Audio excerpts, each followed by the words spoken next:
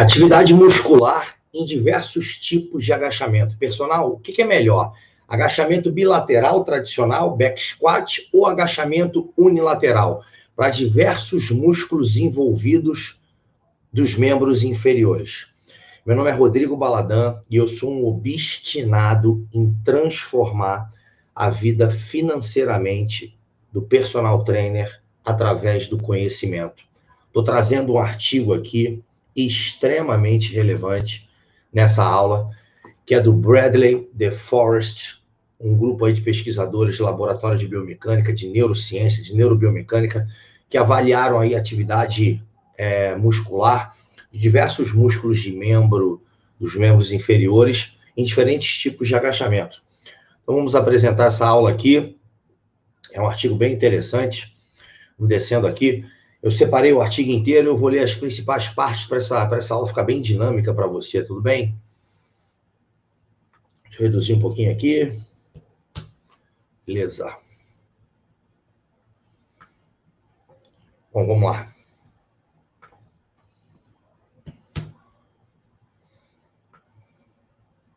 Pronto. Bom, recentemente tem sido sugerido aí na mídia leiga, né, que o Rear Leg Elevated Split Squat, que é o agachamento com a perna de trás elevada, né, gera menos força compressiva nas costas, principalmente na lombar, enquanto gera maior estresse muscular, tanto nas pernas, nos quadris e nos músculos estabilizadores. Então, isso seria interessante, né? Parece aí que o agachamento bilateral, o agachamento tradicional, ele seria contraindicado a pessoas com low back pain, né? Ou seja, com lombalgia, pessoas com dor nas costas, né? E pode ser aí interessante examinar aí os diferentes tipos de agachamentos, dos exercícios, das variações do agachamento, para verificar os benefícios de cada um deles, né, e as suas possíveis implicações em populações atléticas, no caso, populações que fazem atividade física, né? Aqui do lado direito, sempre em verde, eu vou te falar sempre o filé mignon já, de forma objetiva, rapidinho nessa aula. Enfim, um esforço, um entendimento aí, de um esforço de um entendimento futuro, os aspectos biomecânicos dos agachamentos, né? Tanto bilateral, né? Dos exercícios, agachamentos, tanto bilaterais quanto os agachamentos unilaterais, né? Foram avaliados aí nessa investigação. Então, foi o agachamento tradicional, bilateral, o agachamento com a perna elevada lá atrás, lá em cima, num caixote alto, e o tradicional split squat Bulgari, que é aquele com a perna lá atrás, mas num caixote menor, né? O split squat. Né? Então, o objetivo dessa investigação aí foi examinar vários fatores, né, mecânicos, né, de desempenho, deslocamento vertical, atividade muscular, né, EMG, força de reação do solo, especificamente aí desses 3 exercícios, tá? Um artigo extremamente prático. E aí 9 homens treinados, enfim, saudáveis, eles foram recrutados aí, eles já participavam de um programa, de um planejamento de treinamento de força, enfim, os agachamentos, esses 3 exercícios já eram incluídos em suas rotinas há pelo menos 6 meses, e eles já eram familiarizados com esses exercícios, tá? Então não tinha nenhum problema. Importante, o agachamento bilateral, obviamente, com as 2 pernas, foi executado a 85% de ORM. Os outros modelos de agachamento, como teoricamente 80% de ORM vai dar 40% para cada perna, teoricamente é isso, né? Se você coloca lá, por exemplo, no agachamento 100 quilos, teoricamente cada perna está levantando 50 quilos. Se você vai fazer um agachamento unilateral, teoricamente, de uma maneira grosseira, você vai botar 50 quilos para cada uma perna levantar. E foi o que eles fizeram aqui, ó. Os modelos de agachamento aí unilateral, né, unilaterais, foram usadas a metade da carga do agachamento bilateral. Isso foi escolhido por causa de uma validade interna, ou seja, para que se pudesse ser feita pesquisa. Existe uma questão relacionada aí à produção científica, que é uma coisa chamada validade interna, por razões de validade interna. Então, de fato, os participantes aí, por causa desse fato, os participantes foram aí, eram menos treinados também, por um outro aspecto, apesar de ter familiaridade aí com os agachamentos unilateral, o agachamento com a perna levantada bem acima e com split squat, e além disso, eles também não puderam fazer, são exercícios complicados de se fazer teste de 1RM. Poderia ter sido feito o teste preditivo, mas eles optaram por não realizar. Então, eles optaram, então, direto por fazer metade da carga do agachamento bilateral, que foi feito o teste de 1RM. Beleza. O período de recuperação entre cada um dos exercícios, ou seja, os sujeitos realizaram, obviamente, todos os exercícios, descansavam aí, faziam uma série de cada um deles, descansavam aí um período de 2 minutos entre os diferentes exercícios de agachamentos, tá? E aí, aqui embaixo ainda, a gente vem para cá para o lado direito, atividade muscular envolvida. Foi medido glúteo máximo, bíceps femoral, semitendinoso, reto femoral, vasto lateral, vasto medial, tibial anterior e o gastrocnêmio. Todos os músculos dos membros inferiores, menos os adutores, né? E a perna não dominante foi colocada à frente de todos os participantes. Por quê? Essa variação no agachamento foi utilizada, porque normalmente a perna escolhida não dominante à frente gera um equilíbrio maior, tá?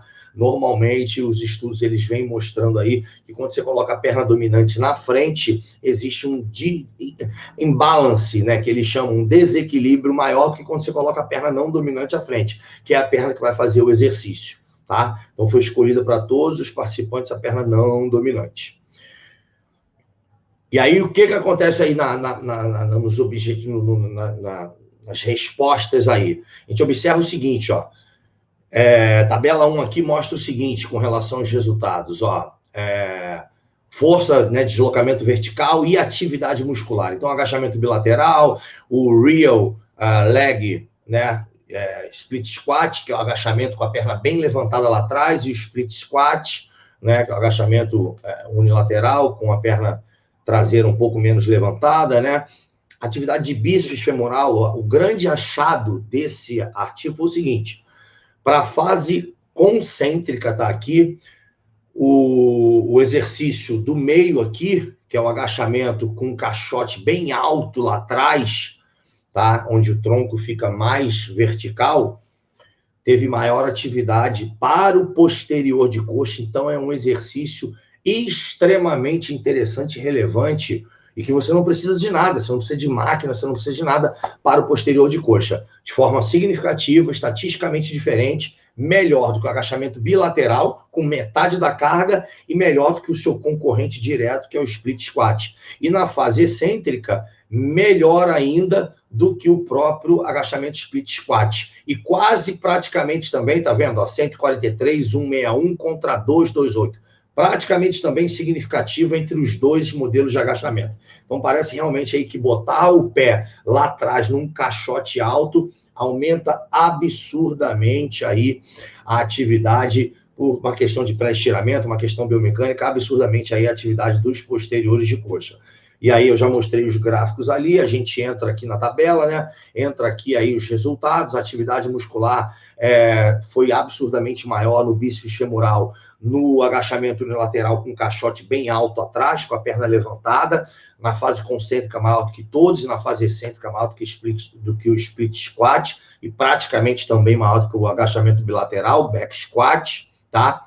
Aqui do lado direito, nossos dados mostram aí diferenças significativas na atividade do agachamento com a perna levantada bem alta lá atrás, para o bíceps femoral, e aí os nossos dados suportam aí que realmente existe aí uma relação muito similar de atividade muscular para todos os músculos dos membros inferiores nos 3 exercícios, tá? Só que o exercício do agachamento unilateral com a perna bem alta lá atrás, ele pode ser executado com a mesma atividade muscular, com o mesmo sinal MG, com metade da carga. O que isso significa dizer? Resulta menos força compressiva na coluna, no joelho, e ainda por cima simplesmente pode ser, ou seja, utilizado com mais proteção articular. tá? Mas aí eles dizem aqui que isso não foi o escopo, não foi o objetivo do estudo. Mas, se você tem um exercício que tem a mesma atividade muscular com metade da sobrecarga, ou seja, você tem atividade muscular com menos força, carga compressiva. Isso é fantástico, tá? E aqui nessa figura 2 aqui, a gente observa aqui o bíceps femoral, o quadro absurdamente significativo, a diferença. Você observa aqui a diferença, ó, entre o split squat e o back squat, tá? Praticamente igual. E o agachamento com caixote alto com a perna de trás, bem mais alto. Aqui do lado esquerdo, diferença grosseira, tá? Na fase concêntrica entre o concorrente direto, split squat e o rear leg split squat, tá? Descendo aqui na discussão, alguns pontos específicos, tá? Eles falam aqui que os nossos dados suportam aí similaridade nos estímulos dos outros músculos, praticamente todos os músculos de membros inferiores, para todos os exercícios, com exceção do bíceps femoral, extremamente interessante e importante, tá? Para o exercício com a perna de trás, rear, né? A perna traseira bem elevada atrás. Então, é um achado bem interessante de um estudo aí de 2021, com metade da sobrecarga. E tá aqui, ó, o rear leg elevated split squat teve uma maior atividade aí dos posteriores de coxa, né? E uma similaridade de todos os outros músculos, glúteo, quadríceps, né? Gastrocnêmio e tibial anterior. Então, sem dúvida nenhuma, se o objetivo, se o desejo, desire, for aumentar a atividade aí de posterior de coxa, é mais apropriado que o split squat do que o back squat, com metade da sobrecarga articular. Cara, esse tipo de aula você só encontra aqui na Universidade HiFit, no canal da HiFit, aqui comigo. Obrigado por você ter ficado aqui comigo até o final dessa aula. Aos amigos tudo, aos inimigos a leitura. Eu não sou polêmico, eu sou autêntico, porém tolerante como personagem Saraiva. Um forte abraço e até a próxima videoaula. Valeu!